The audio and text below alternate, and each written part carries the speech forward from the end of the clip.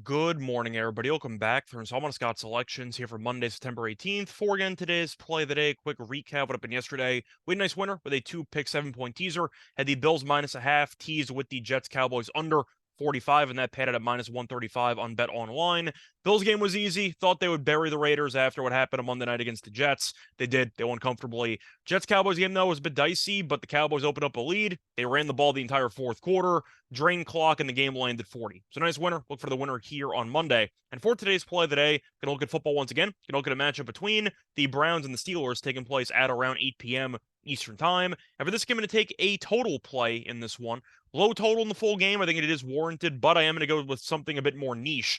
I'm going to go with the first quarter under 7 at minus 110 on Caesars. Time recording of 6:30 a.m. Eastern time. Covering why we're going to take the first quarter under 7 in this game. First reason does involve some stats from last year. I know it's a different year, but the sample size is so small, and you're looking at the actual units offensively. Both teams have pretty similar rosters compared to last year on the offensive side of the ball. So I do think, once again, using last year's numbers actually does have some value in this spot. But last season, Cleveland ranked 16th, or tied for 16th, in first quarter points per game. Pittsburgh ranked 23rd. The Cleveland number, though, of 16 is kind of misleading. I'll get into that in a second. But last season, both teams really loved to drain clock with possession. Both teams were top 6 in time possession. Cleveland ranked 2nd, Pittsburgh ranked 6th. So you don't exactly see many quick strikes from these offenses. You tend to see a lot of small yardage plays and gains, move the chains, drain a bunch of clock, and then try to score. So I do think, once again, you might be limited possession-wise in the first quarter, and I'm not sure if either team can even reach the end zone in the first 15 minutes, especially based on the first quarter numbers for both quarterbacks. Deshaun Watson has played for Cleveland for about 7 games, and you're looking at his numbers in the first quarter with Cleveland.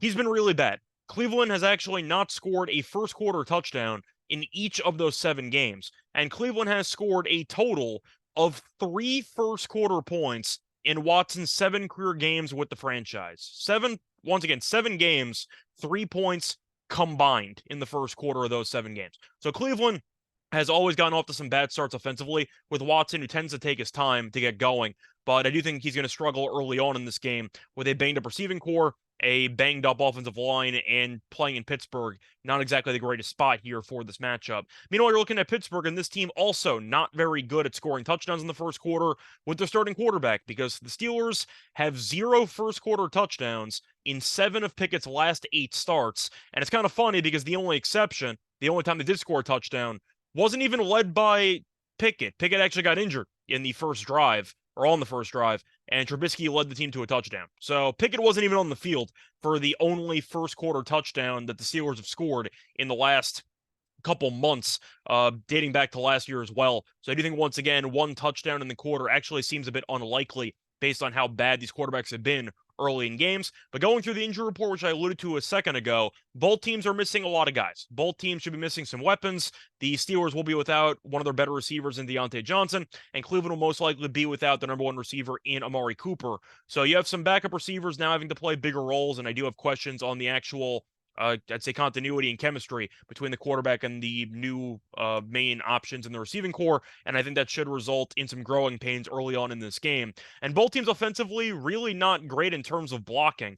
Both teams have underwhelming offensive lines. Watson did get sacked 3 times in week 1, despite the Browns destroying the Bengals. And now their offensive line's even worse because Jack Conklin, one of the best offensive linemen in the league, is out for the year. So I do think, once again, they should struggle to protect Watson in this game.